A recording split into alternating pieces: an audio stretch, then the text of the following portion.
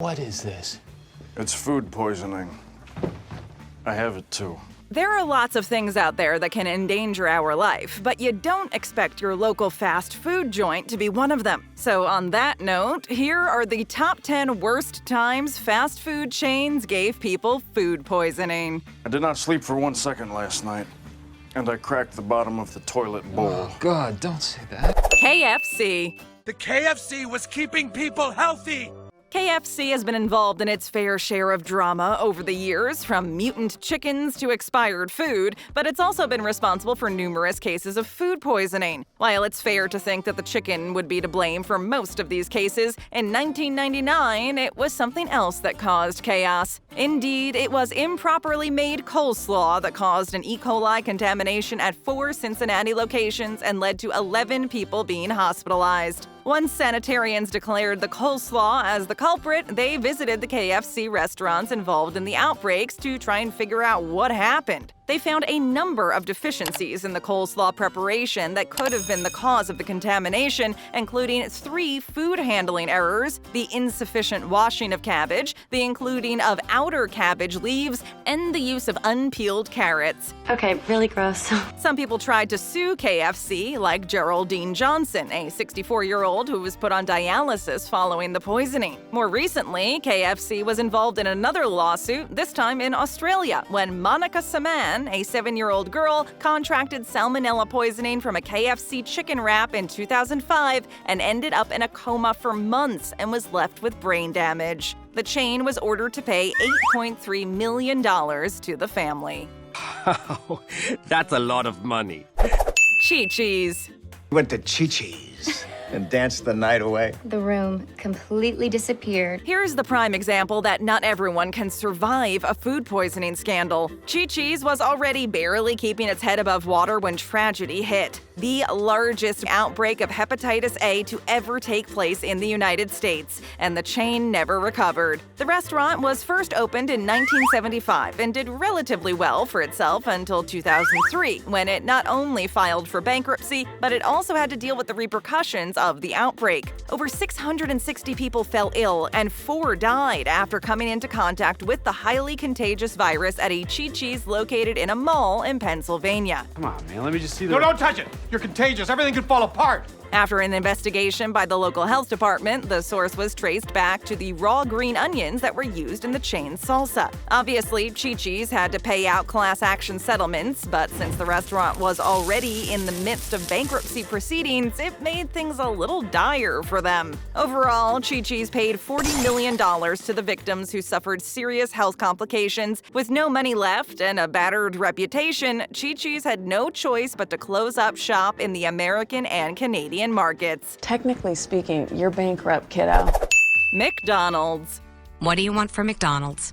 Yes, even a giant multi-billion-dollar company like McDonald's can be caught in the crossfire of some undesirable situations from time to time. One of the most significant ones happened in 1982 when over 47 people contracted a rare form of E. coli in Oregon and Michigan after eating hamburgers from the chain. The illness was apparently transmitted by undercooked meat and was characterized by severe crampy abdominal pain, diarrhea, and fever. I'm feeling sick. Since the outbreak wasn't widely publicized at the time, McDonald's reputation remained somewhat intact, and it didn't affect the day-to-day operations too much. However, a more recent food poisoning event didn't go that unnoticed. In August of 2018, health officials found the chain responsible for over 500 people getting sick after contracting Cyclospora cayetanensis across 16 states, which hospitalized 24 people. The culprit this time? The salads. McDonald's had to remove salads from 3,000 restaurants that were at risk of being impacted.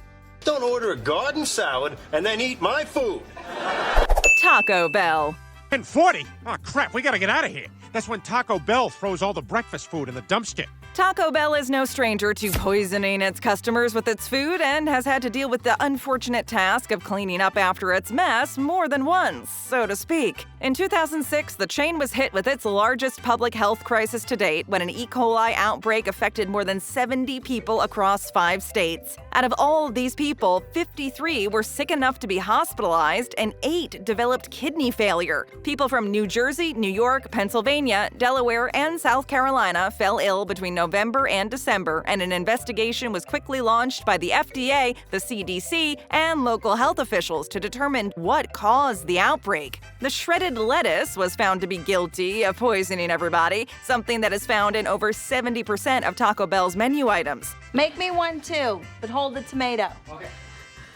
And the lettuce. A couple of years later, in 2010, Taco Bell was once again tied to a food poisoning situation, only this time it was salmonella contamination that sickened 155 people in 21 states. Then in 2011, it was suspected of sickening 68 people in 10 states and was even sued by a 22-year-old Cleveland resident for making her sick. You did this to me! Burger King. Really? Burger King? In 1997, Hudson Foods, an Arkansas-based beef processor, put a lot of its customers at risk when it had to recall over 25 million pounds of beef that had been shipped nationwide. An E. coli contamination left 16 people sickened in Colorado. Burger King was one of the company's major clients, which meant the chain had to do a lot of damage control. Before the source of the outbreak had even been discovered, over 650 Burger King locations were forced to remove burgers from their menus, which for a burger joint is pretty dramatic. No! You'll thank me later. Once the culprit was identified, Burger King officials announced that the company would no longer buy beef from Hudson Foods and would be replacing every beef product in its inventory to ensure only clean burgers would be served to its customers. Yes, the madness ends here. Chipotle. I have food poisoning. We all wanted burritos for lunch, so we went to Chipotle. Chipotle has seen more than one food poisoning case in its lifespan, each more famous and significant than the last. It all started in the late 2000s with smaller incidences of foodborne illness outbreaks in California and Ohio when the chain was linked to minor cases of hepatitis and norovirus. But it wasn't until 2015 that Chipotle's credibility and reputation really took a blow. 2015 started off pretty rough as Simi Valley, California was hit with a new norovirus outbreak, this time bigger, sickening 243 people. In Minnesota and Wisconsin, a salmonella problem affected 52 people, and then 11 states were struck with E. coli, landing 22 people in the hospital, and finally, the second norovirus in Boston, which sickened 143 people. Fell today on news that it was temporarily closing dozens of stores in reaction to an E. coli scare. All of these cases were linked to Chipotle, which in total sickened more than 1,100 customers between 2015 and 2018. The causes for the E. coli and salmonella outbreaks will likely stay unknown, but the two norovirus outbreaks, on the other hand, were caused by sick employees who came into work even though they were contagious. The chain's negligent attitude towards maintaining proper health standards was called into question, enough to warrant criminal charges. Chipotle was charged with violating federal law and ended up paying $25 million in criminal fees to avoid conviction, and agreed to implement new rules and regulations as well as bettering its safety program. And then you get to change the rules. Wendy's. I shoved an employee at Wendy's and they called the cops. While Wendy's history with food poisoning isn't as extensive or huge in numbers as the majority of fast food chains on this list, it doesn't mean that it didn't have an impact on the restaurant's reputation. In 2006, a Wendy's in Utah was found responsible for exposing more than 300 people to E. coli after the restaurant had catered a Core Academy luncheon and served contaminated lettuce. In the end, only 4 people ended up sick, but 3 of those people had to be admitted to the hospital for severe cases of hemolytic uremic syndrome, an E. coli-derived illness that can result in kidney failure. That's nasty. Among the victims, Megan Richards was by far the most affected by this unfortunate event. 8 days after the luncheon, she was rushed to the hospital after her symptoms of food poisoning were not resolving themselves. Her kidneys began to fail because of complications, which led to seizures, blood clots, and days of delirium. After over 2 weeks, she was released, but still had to follow an exhaustive dialysis treatment. She suffered from lasting central nervous damage as well, and will most likely require multiple kidney transplants throughout her life. All of that because she ate a seemingly innocent-looking BLT from Wendy's. You It's your fault! Jack in the Box. Jack in the Box, wait for children to shout. As you might already know, Jack in the Box was responsible for one of the most tragic, infamous food poisoning outbreaks in history, which at the time almost caused the chain to go out of business. In January 1993, an investigation was launched by the Washington State Department of Health when they noticed an unusually high incidence of hemolytic uremic syndrome in Seattle area children. Turns out, the source of their illness could be traced back to E. coli bacteria, which was traced back to contaminated hamburger patties sold at Jack in the Box locations in the area. Well, I imagine it's not from my hamburger recipe. Ultimately, more than 700 people were infected by E. coli in 4 different states, 600 of them from Washington, which involved 73 Jack in the Box locations. This led to 171 hospitalizations and the death of 4 children. 5 meat processing plants were identified as possible sources of the bacteria, which had spread due to undercooked beef patties. The worst part, however, was that Foodmaker Inc., the parent company of the chain, had already been warned that the hamburgers were not being cooked enough, but they decided to continue the practice, saying that cooking them to the required temperature gave them a bad texture. This case served as a wake-up call to the entire fast food and meat industry, and several policy changes were implemented to avoid future mishaps like these. Let's not have that happen again.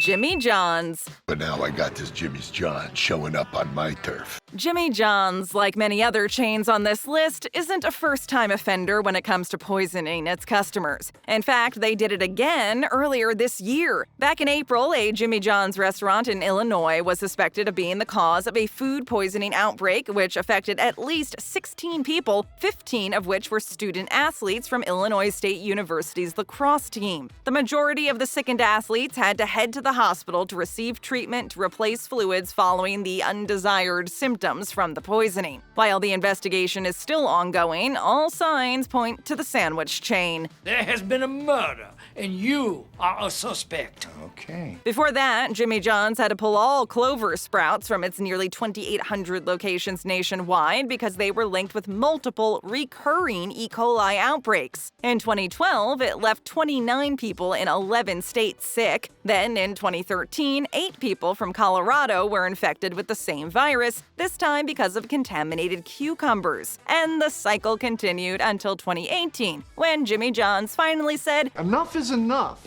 and pulled the vegetable once and for all after another outbreak occurred and affected another 30 people.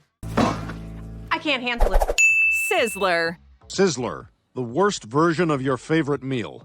Oh, Sizzler, what was once the #1 destination for hand-cut steaks and fresh orders of seafood has now filed for bankruptcy and is slowly closing down its restaurants. Sure, the pandemic had a lot to do with this, but some notorious food poisoning outbreaks did not help the matter. One of the most infamous ones took place in July of the year 2000, when hundreds of people became ill after eating at Sizzler restaurants in Wisconsin. 64 cases of E. coli were confirmed by lab tests, dozens of people were hospitalized, and a 3-year-old girl died. 8 years later, the little girl's family filed a wrongful death lawsuit and reached a $13.5 million settlement with the chain's meat supplier. You owe me money! The Wisconsin Department of Health determined that cross-contamination was the cause of the outbreak due to employees handling fresh watermelons after having touched meat products. After that, Sizzler became even more aware of possible mistakes and took every precaution possible to avoid another health hazard like that. When rat pellets were found at 2 eateries in Brisbane, the chain decided to close all self-serve salad bars in Australia until they made sure the threat had been neutralized. Maybe all a little too late for this restaurant. Too late.